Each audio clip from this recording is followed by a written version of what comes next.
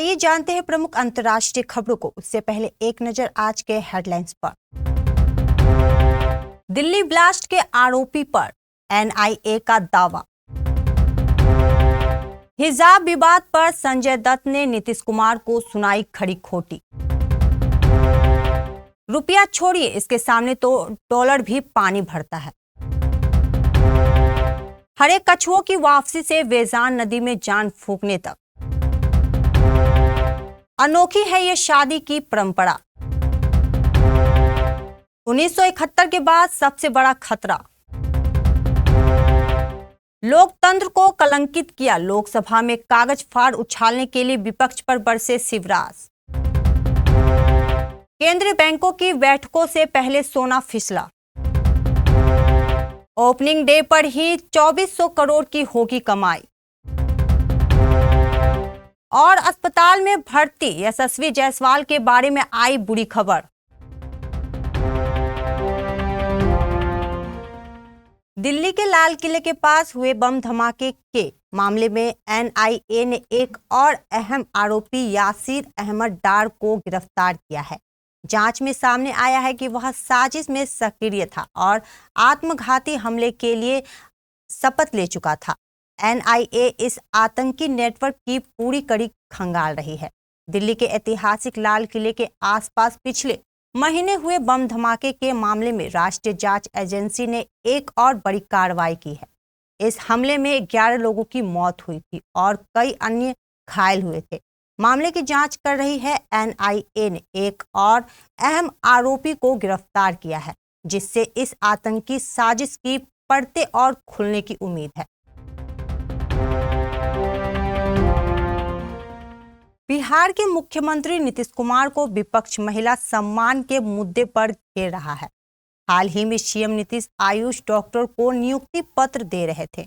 इसी दौरान उन्होंने एक महिला डॉक्टर का हिजाब नीचे खींच दिया। इसके बाद से विपक्ष उन पर हमलावर है। इसी बीच बॉलीवुड एक्टर संजय दत्त का एक वीडियो सोशल मीडिया पर खूब शेयर किया जा रहा है। वीडियो में वो इसी हिजाब विवाद को लेकर नीतीश कुमार को जमकर खरी खोटी सुनाते हुए नजर आ रहे हैं। वीडियो में संजय दत्त को ये कहते हुए सुना जा सकता है, देख नीतीश कुमार, पद बड़ा है तेरा, लेकिन हरकत उससे भी बड़ी होनी चाहिए। किसी औरत की इज्जत पर हाथ उठाना, चाहे वह किसी भी मजहब की हो, ये किसी मुख्यमंत्री को शोभा नहीं देता। जिस तरह से उस महिला का हिजाब के साथ व्यवहार किया गया वे गलत था और इस देश की तहजीब के खिलाफ था। प्रधानमंत्री नरेंद्र मोदी आज खाड़ी देश ओमान में है।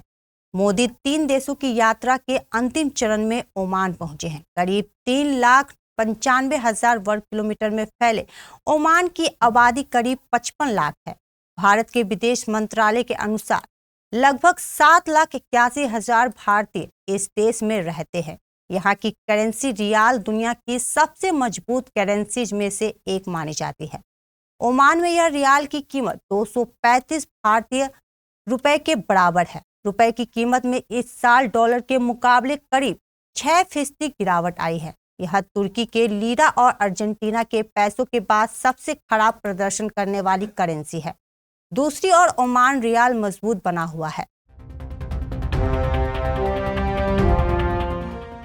पर्यावरण के मामले में इस साल की स्थिति कोई अनजानी नहीं है। उत्सर्जन बढ़ रहा है और प्रकृति का क्षरण जारी है, लेकिन फिर भी 2025 में सकारात्मक पहलू भी सामने आए हैं। स्वच्छ ऊर्जा संरक्षण और स्थानीय अधिकारों के क्षेत्र में चुनिंदा प्रयासों से जलवायु और प्रकृति के लिए कुछ ठोस सकारात्मक नतीजे मिले हैं। समाचारों के शोरगुल में शांत उपलब्धियां कभी कभी अनसुनी रह जाती है। इसलिए नवीकरणीय ऊर्जा में नाटकीय वृद्धि से लेकर लुप्तप्राय कछुओं और बाघों की वापसी तक 2025 में हासिल की गई। दुनिया में शादी केवल 2 लोगों का मिलन नहीं, बल्कि 2 परिवार और 2 संस्कृतियों का जुड़ाव माना जाता है। अलग अलग देशों में विवाह की रस्में अपने अपने सामाजिक मूल्यों और भावनाओं को दर्शाती है। कहीं ये रस्म भव्य होती है तो कहीं बेहद सादगी से निभाई जाती है। अफ्रीका के नाइजीरिया में रहने वाले ईडो समुदाय की एक शादी में जुड़ी परंपरा इस दिनों सोशल मीडिया पर चर्चा में है।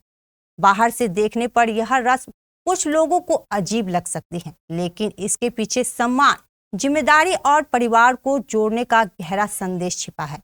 हाल ही में सोशल मीडिया पर ईडो समुदाय की शादी का एक वीडियो सामने आया है, जिसने देखते ही देखते लोगों का ध्यान खींच लिया है। वीडियो में देखा गया है कि शादी के दौरान पहले दुल्हन अपने ससुर की गोद में और फिर अपने दूल्हे की गोद में बैठती है।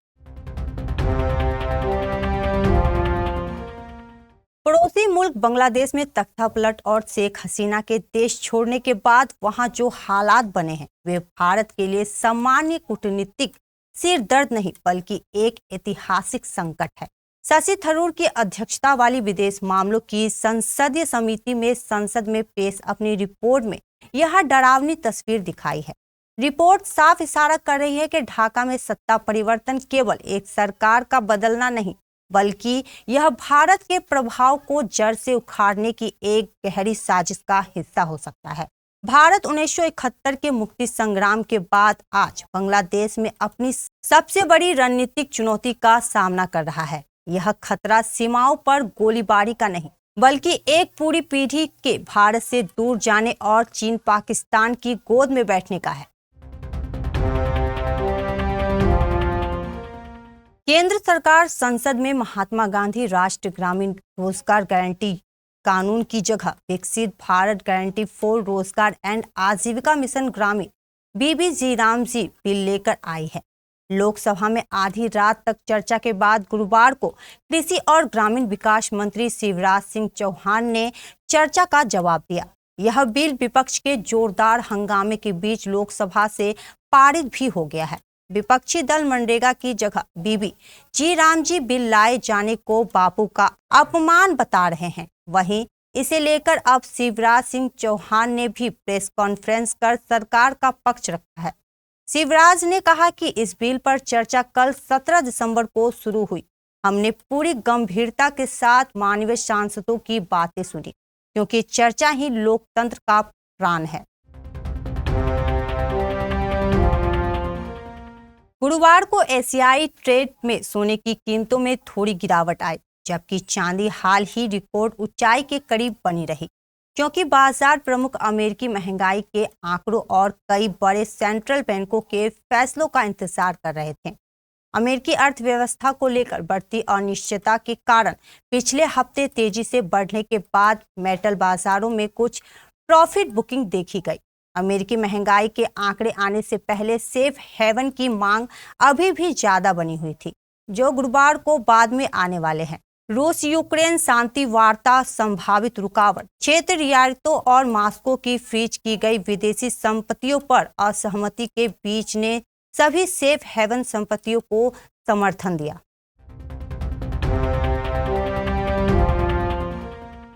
ब्लॉकबस्टर हॉलीवुड फ्रेंचाइजी अवतार की तीसरी फिल्म अवतार फायर एंड एस शुक्रवार 19 दिसंबर को भारत में रिलीज हो रही है।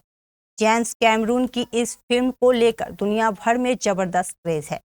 हिंदुस्तान में भी इस फिल्म की बम्पर एडवांस बुकिंग इस बात की तस्दीक करती है कि देसी फैंस बेसब्र हो रहे हैं। हालांकि यह फिल्म भारतीय बॉक्स ऑफिस पर ऐसे समय में रिलीज हो रही है जब रणवीर सिंह की धुरंधर ने 14 दिनों में ही तूफानी रफ्तार से 437.25 करोड़ रुपए का नेट कलेक्शन कर लिया है।